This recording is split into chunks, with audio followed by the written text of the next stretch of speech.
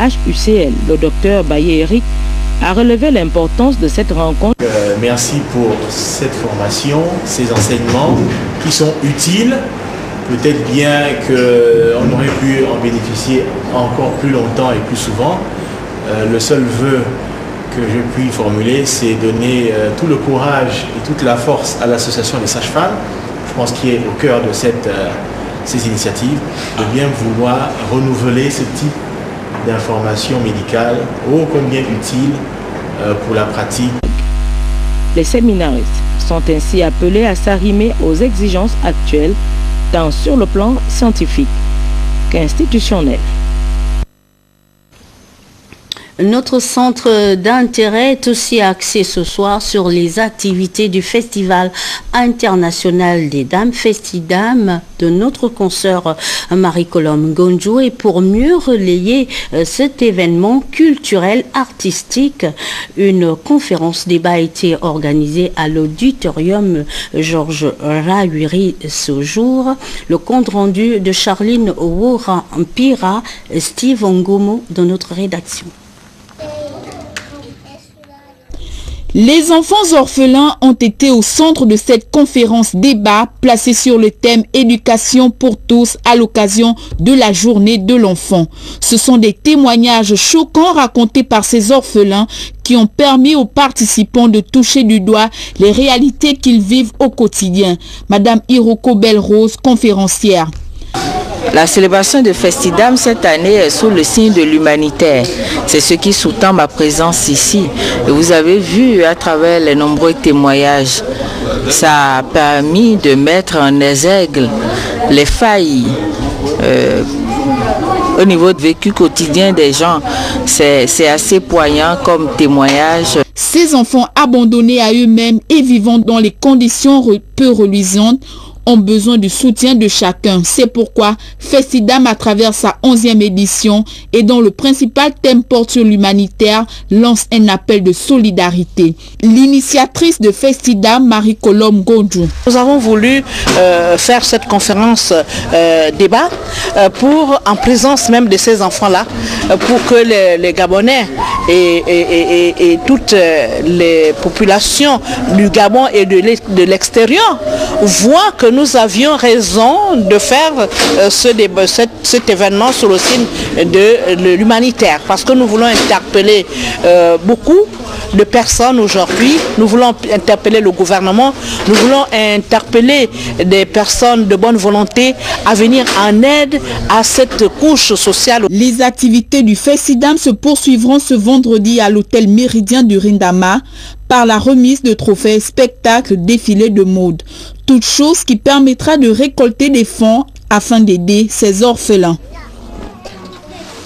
Marie-Colombe Ngonjo, que nous allons recevoir demain dans le cadre de notre édition de 20h, les moments toujours à l'honneur dans le cadre de la célébration en différé de la fête des mères dans la commune de Ndjolé, dans le Moyen-Ogooué, par Jeanne Billet, l'épouse du ministre délégué au transport. Sur place, Gilda Flore, Odembe, Tim Boulengue.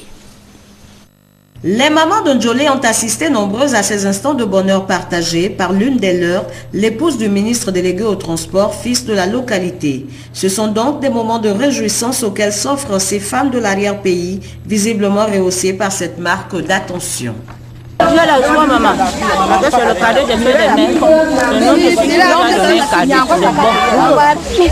Oui, nous sommes très contents de recevoir les cadeaux pour la fête des mères. L'on note ici que Marie-Jeanne Billet n'est pas à sa première action. Elle a toujours œuvré pour l'épanouissement des populations de sa contrée. Maman responsable, car nous savons que le chef de l'État, son Excellence Ali Bongo Ondimba, a gratifié la femme gabonaise en lui octroyant 30% sur les prochaines listes électorales. Nous ne devons pas le décevoir pendant, pensons-y. Chère maman et chères sœurs, j'ai pensé que nous, mamans, pouvons nous retrouver ce jour pour partager un morceau de pain et un verre de coca. En plus de cela, j'ai prévu un petit cadeau pour les mamans présentes, en guise de reconnaissance pour les beaux enfants que vous avez donnés à ce pays. Pour la circonstance, la bienfaitrice répondait à l'appel des personnes handicapées en leur offrant sur le coup des tricycles, des béquilles et d'autres matériels spécialisés devant servir cette catégorie de personnes. Non, j'étais content. Non, je dormi à l'aise parce que ça devait sortir de mon lit. J'étais content. Ça fait combien d'années que vous avez... Ça fait 10 ans que j'ai ça. Ça se casse, j'ai mis ça au garage et puis je n'ai pas trop d'argent. On me fait souder ça. Je reprends ça, se casse, j'arrête moi-même. Je n'ai pas trop d'argent. Donc, vous avez des problèmes? Non, là c'est tranquille, sans problème. C'est dans la convivialité que tous les bénéficiaires se sont promis des lendemains meilleurs en espérant que ces présents contribueront à l'amélioration de leur quotidien. Dans le reste de l'actualité, en prélude au séminaire de sensibilisation et de vulgarisation du droit de la sécurité sociale au Gabon qui démarre ses travaux demain, notre consoeur Charline Ourampira s'est interrogée sur les enjeux et l'intérêt de ce séminaire. Son analyse sur les images de Pierre Claver est là. Ce séminaire qu'organise la Caisse nationale de sécurité sociale, dont le thème porte sur la sensibilisation et la vulgarisation du droit gabonais, a pour objectif de mieux édifier la population sur les missions et les différentes activités que mène cette entité de sécurité sociale. Le directeur général de la CNSS, Désiré Lasségué.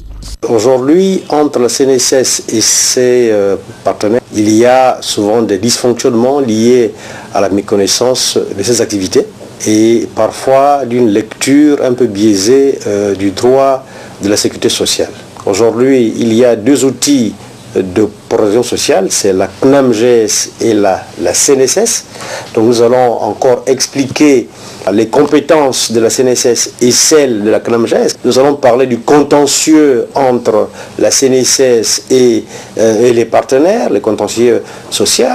Nous allons aborder les problèmes de financement de la CNSS, qui sont des sujets importants pour savoir si nos deux caisses peuvent prétendre une pérennité pour nos générations futures. Le Code de sécurité sociale étant vieux de plus de 30 ans, le présent séminaire abordera la question de sa réactualisation. Aujourd'hui, le ministère de l'économie en charge de ce dossier avance pour une révision complète du Code de sécurité sociale. Nous allons espérer que d'ici quelques mois, ce texte sera promulgué pour adapter ce code à la nouvelle vision d'abord de la République et aux évolutions de la société. Il faut rappeler que ce séminaire qui débute ce jeudi à Libreville se poursuivra dans l'ensemble du pays.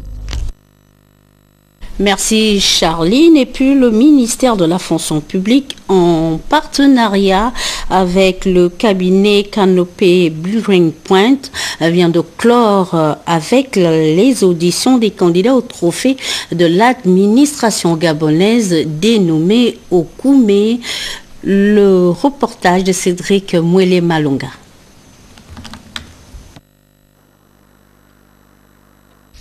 Au total, plus de 130 candidats ont été auditionnés par le jury des trophées des Okume. Un jury essentiellement constitué des inspecteurs généraux des services des différents ministères. Au cours de cet exercice intellectuel, chaque candidat se faisait assister par son chef hiérarchique immédiat. Le candidat auprès duquel je me trouvais tout à l'heure s'est exprimé sur la valeur du rendement. Et j'estime que c'est un bon candidat parce qu'il a eu le courage de se présenter. Il a eu le courage d'accepter d'être confronté aux autres fonctionnaires des autres départements.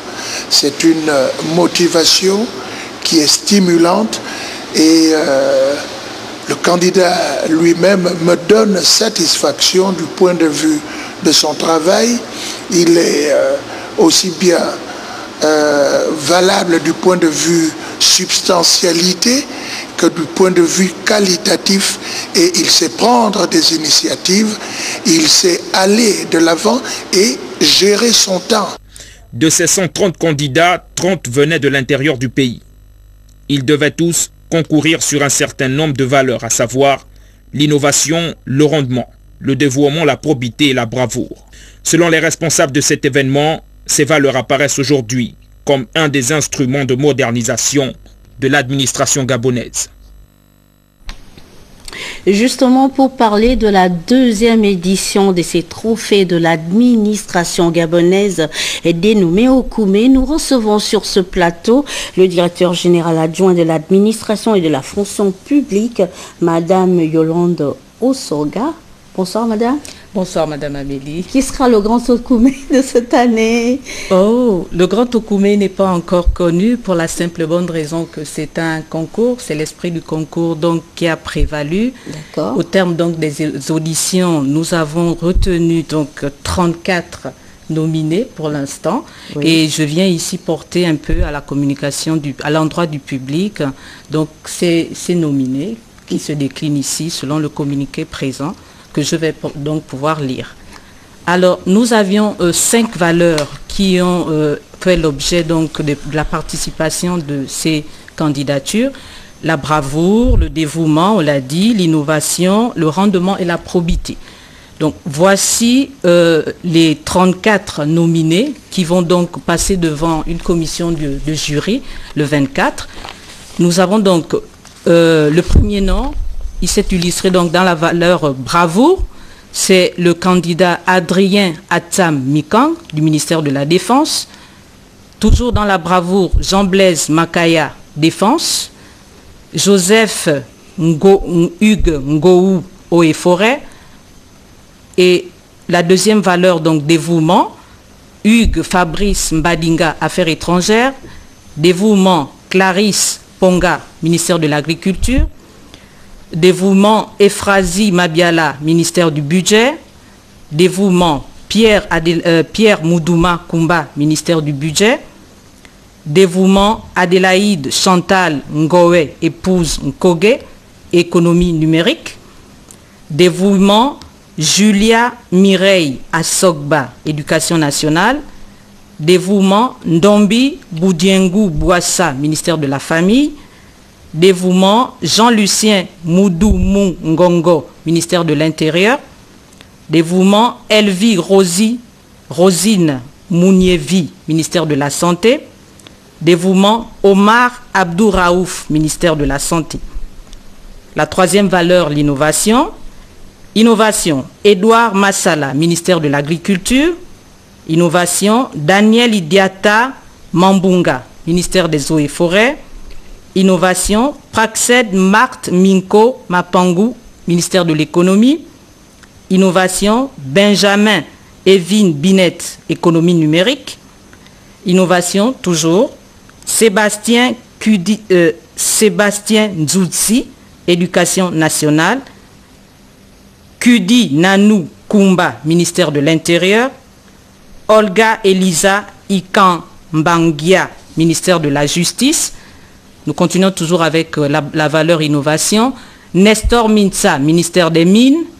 Jean-Rodrigue Bakita, ministère du Pétrole. Michel Magloire Eyege, PME.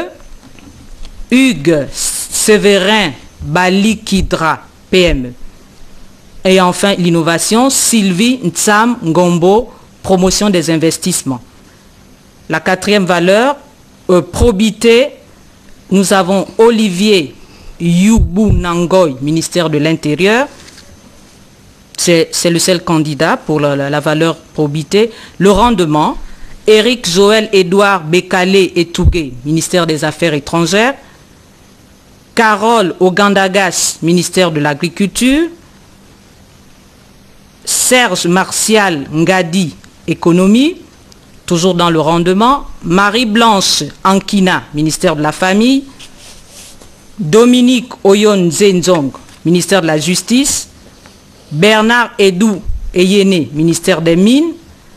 Joseph Ntsamba, ministère du Pétrole. Et enfin, dans la dernière valeur, qu'est le rendement, nous avons Georges Boussamba Moulomba, promotion des investissements.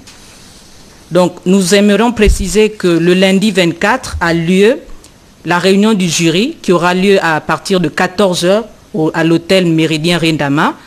Cette réunion du jury aura a désigné les 16 lauréats, parce qu'il y a 3 lauréats pour chacune des 5 valeurs, soit 15 lauréats au total. Et il y a un 16e lauréat qui est le gagnant du Grand Okoumé, qui est le grand prix du jury. Et enfin, donc,